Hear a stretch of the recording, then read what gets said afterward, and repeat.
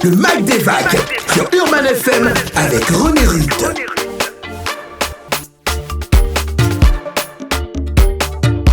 Le Mag des Vagues avec René Rutte. Vous êtes sur Urban FM 104.5, l'instant urbaine, dans votre émission Le Mag des Vagues avec René Rutte. Notre invité du jour est Monsieur Afan Edou qui vient nous présenter l'ONG RGEDD et ses activités avec la Sobraga. Monsieur Afan Edou, bonjour. Bonjour. J'ai envie de dire Af le boss. Comment tu vas, Af? Ça va très bien, René Rutte. Alors, pour la petite histoire, créé en 2018 par un collectif de jeunes gabonais, le réseau gabonais pour l'environnement et le développement durable, dit RGEDD, est une ONG ayant pour objectif principal d'œuvrer pour la préservation, la protection de l'environnement et la promotion du développement durable au Gabon. C'est bien ça? Alors, Monsieur Afan Edou, dans quel intérêt avez-vous créé le RGEDD? Elle dit AF. Le boss. Afan Edou.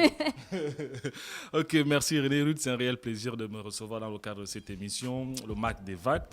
Et c'est surtout un réel plaisir de partager ces moments avec toi.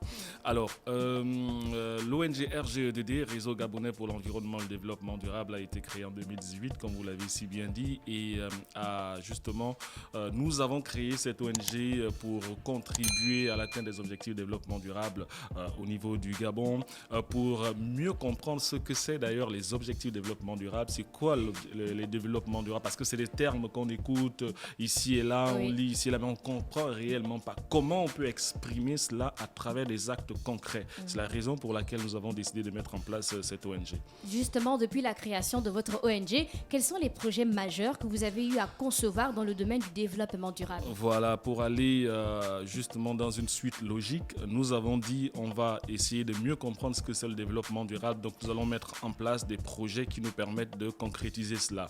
Nous avons commencé par les opérations de plage propre, qu'on a transformées sous forme de compétition où on regroupe des gens sous forme de groupes de 10 personnes et ceux qui collectent le plus d'ordures, donc les groupes qui collectent le plus d'ordures sont ceux qui remportent les prix, ce qui nous permet non seulement d'avoir un nombre important de personnes qui veulent y participer simplement parce que ces personnes savent qu'elles vont gagner des prix, mais nous d'atteindre notre objectif qui est de permettre à ce que la plage soit propre, ce qui nous permet justement de contribuer à la valorisation non seulement de notre écosystème en termes généraux, l'écosystème marin, de valoriser ou encore de protéger les éléments, on va dire les animaux, les espèces marines à protéger et qui sont en voie de disparition, parce que si les plages sont sales, c'est clair que certaines espèces qui viennent, telles que les tortues luttes et d'autres espèces qui viennent pour mettre bas, peuvent consommer certains déchets et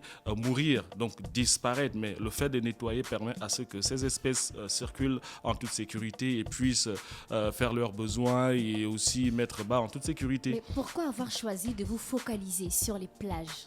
Alors, on a commencé avec les plages, comme je le disais, plages propres, mais ce n'est pas la seule opération que nous menons. Donc, nous avons des plages propres. Et après avoir commencé sur les plages, j'ai constaté que le problème était plus ou moins géré en aval. Il fallait également le toucher en amont. C'est la raison pour laquelle nous sommes montés vers les quartiers, parce que ce qui se retrouve également à la plage est ce qui vient du quartier. Donc, il fallait qu'on nettoie également le quartier. Et nous avons initié ensuite l'opération Mon quartier propre sous forme de compétition.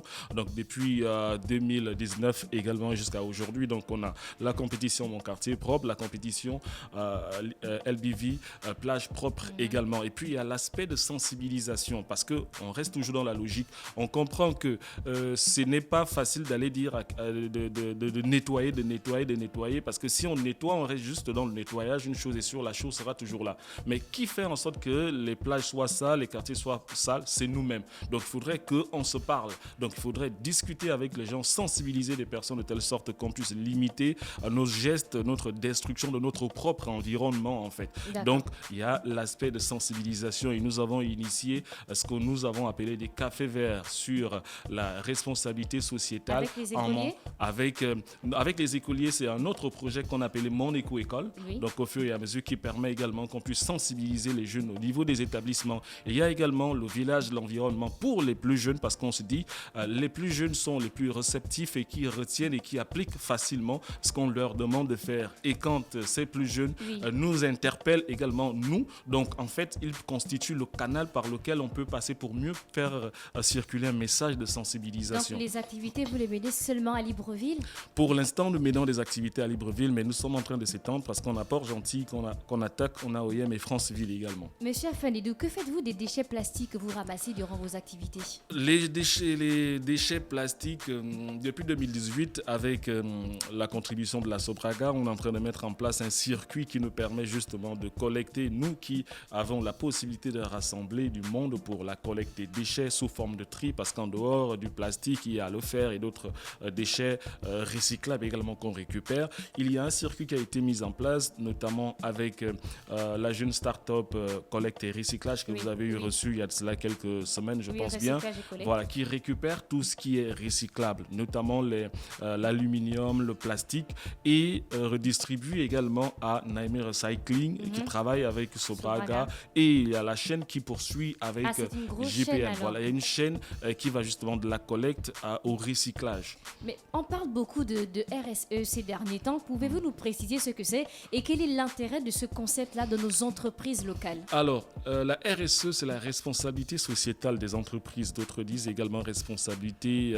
sociale et environnementale, responsabilité sociale de l'entreprise, etc. En fait, on parle de développement durable, mais la contribution des entreprises à l'atteinte des objectifs de développement durable, c'est la mise en pratique de la RSE qui repose sur les 3 piliers fondamentaux également du développement durable, à savoir l'économie, donc l'activité économique. Toute entreprise pratique une activité économique. Une activité économique qui se pratique sur un environnement, c'est clair, il faudrait justement que cette entreprise tienne compte de cet environnement. On est sur le deuxième pilier, c'est-à-dire l'environnement. Mais qui pratique cette activité? Ce sont les humains, les hommes. Donc on a le côté social. Donc les 3 piliers, l'eau sociale, l'environnemental et bien sûr l'aspect économique. Alors, comment faire en sorte qu'aujourd'hui on puisse pratiquer notre économie sans pourtant détruire l'environnement et surtout permettre à ce que ceux qui travaillent puissent être plus dynamiques, plus productifs, avoir une productivité plus importante? Ça, ce sont des questions dont traite justement de la RSE. Ce qui veut dire en d'autres termes qu'une entreprise qui pratique de la RSE en réalité aura beaucoup plus de personnes dynamiques, va tenir compte de l'environnement. Donc, toutes les questions centrales de la RSE peuvent être prises en compte et permettre à ce que l'entreprise soit beaucoup plus productive et surtout avoir un retour. Une véritable conscience écologique alors. C'est ça l'idée. Donc, il faudrait une intégration du point de vue environnemental de la conscience environnementale. Donc, que l'entreprise tienne compte de l'impact de ses activités sur l'environnement et surtout l'aspect négatif. On parle en termes économiques des externalités négatives et trouver des solutions pour limiter son impact, sa destruction de l'environnement à travers ses activités. D'accord. Monsieur Afanidou, par quels moyens Sobraga vous vient-elle en aide? Bon, Sobraga, c'est le premier partenaire, il faut le dire, depuis 2018 avec qui nous travaillons. Jusqu'à aujourd'hui, Sobraga nous accompagne sur tout ce qui, à chaque fois qu'on organise par exemple des opérations de plage propre, on a besoin de l'eau, de la boisson. Donc ceux qui viennent, ils ont besoin de boire. Ceux qui viennent, ils ont besoin, on va dire, des gants, du matériel qu'il faut pour pouvoir travailler, non seulement pour les opérations de plage propre, de quartier propre, pour nos conférences. Donc, le premier partenaire qui nous accompagne en termes matériels, c'est la Sobraga. Donc, qui nous fournit ce matériel. Aujourd'hui également, ils nous fournissent, par exemple, le carpodium, le matériel pour la sensibilisation, parce que pour mieux parler à plusieurs personnes, au début, on parlait, on criait, mais aujourd'hui, avec la possibilité de travailler avec la Sobraga, on a l'ONG s'élargit. En fait, on a la possibilité d'avoir leur matériel qui nous permet de communiquer, d'avoir une masse de personnes et de sensibiliser, surtout quand on est au niveau des quartiers. Peut-être qu'on va s'étendre également au niveau des plages. Donc, la Sobraga est là pour nous accompagner pour la mise en place des moyens nous permettant d'atteindre nos objectifs par rapport à nos différentes opérations. D'accord. En ce qui concerne l'émission radio Jeudi Vert, quelle était la nécessité de créer un programme radiophonique basé, on va dire, sur le développement durable et surtout quels sont les différents thèmes que vous abordez? Alors, on a commencé, je vous le disais, avec les plages propres, les quartiers propres. On était en train de travailler, mais on se rend compte qu'on va toujours faire la même chose chaque jour si les gens qui font cela ne sont pas informés de l'impact qu'ils ont par rapport à leurs activités sur leur propre environnement. Donc, il faudrait qu'on communique. Voilà pourquoi on s'inscrit beaucoup dans la communication. Et cette communication va se faire à travers plusieurs canaux qu'on utilise, notamment les réseaux sociaux. Il y a un projet qu'on appelle élémentaire, donc élémentaire, comme vous voulez, des expressions élémentaires, mais de sensibilisation en même temps. Donc on a les réseaux sociaux, on a les messages de masse que l'on distribue chaque jeudi vert, parce que jeudi vert, c'est avant tout un concept à part entière qui consiste à faire en sorte que chacun prenne conscience de son impact sur l'environnement. L'idée étant justement de poser un acte de valorisation et de protection de l'environnement. Et on se dit, voilà, modifier le comportement de telle sorte qu'on se dit, en fait, s'il y a 1000, 2000, 3000 personnes font la même chose, on aura un impact beaucoup plus considérable.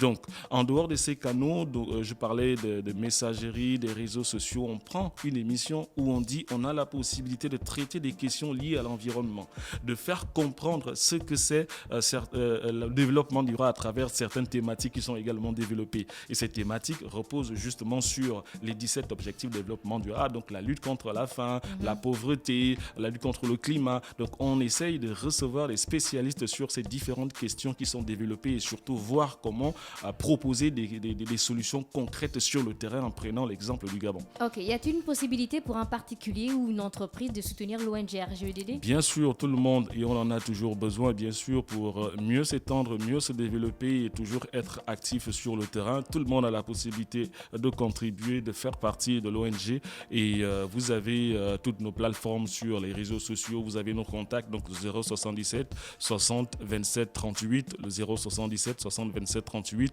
pour nous joindre. D'accord. On a un jeu concours mené par Sobraga, l'émission Le Magdivac.